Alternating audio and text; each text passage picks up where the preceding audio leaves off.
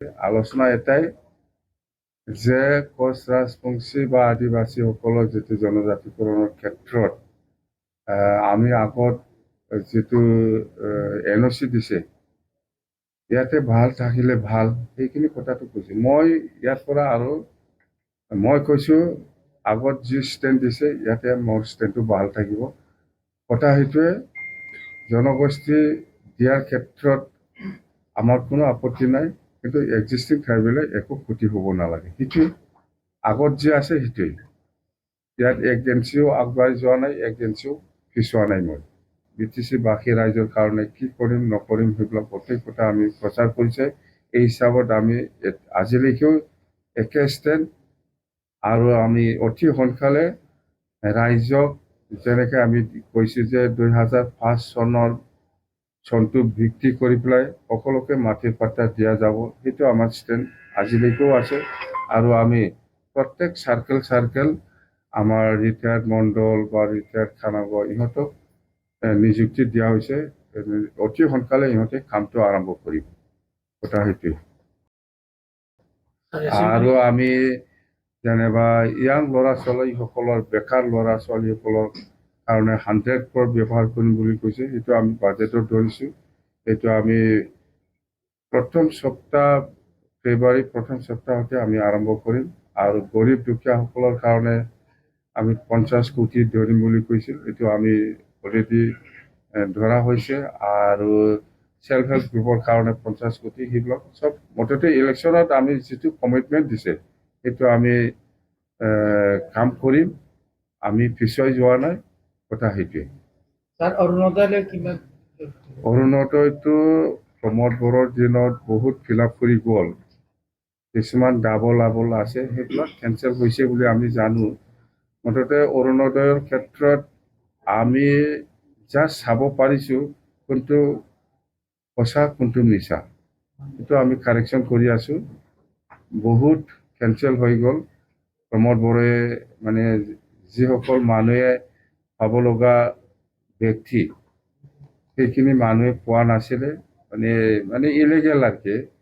মানে পাবৰ কাৰণে যোগ্যতা নাথাকা মানুহসকলক ইহঁতে নাম দি পেলাই গৈছিলে এইবিলাক অট'মেটিক আমি কেঞ্চেল কৰিছে মুঠতে বহুত অসম চৰকাৰৰ আণ্ডাৰত বহুত স্কিম আছে বহুত প্ৰজেক্ট আছে মুঠতে আমি নতুনকৈ পোৱা নাই প্ৰমোদ বড়োৱে কাম কৰি যোৱা কিছুমান আধৰুৱা কাম এইটো আমি এতিয়া ফিল আপ কৰি আছে সেইটোৱে ভাৰতৰ প্ৰধানমন্ত্ৰী ডাঙৰীয়াই জানুৱাৰী মাহৰ অহাৰ কথা এইটো হ'ল আমি যেতিয়া নেকি BTC চুক্তি কৰিছিলে 2003 চনৰ 10 ফেব্ৰুৱাৰী ইয়াত আগত যিখিনি আমাৰ আলোচনা আছিলে যেনিবা Indo Bhutan national highway Kokrajhar to Gelephu railway আৰু পাঠশালা টু এইফালে নাংলাম ৰেলৱে আৰু ৰঙিয়া টু চান্দকজংঘা ৰেলৱে ষ্টেচন হ'ব লাগে এইবিলাক প্ৰপ'জাল আগতে দিয়া কিন্তু আজি এইটো খুব আমাৰ কাৰণে খুব ভাগ্য ভাল বুলি আমি ক'ব লাগিব মুঠতে আমি যিমানটো জানো জানুৱাৰী মাহত প্ৰধানমন্ত্ৰী নৰেন্দ্ৰ মোদী ডাঙৰীয়াই এই ৰেল কোকৰাঝাৰ টু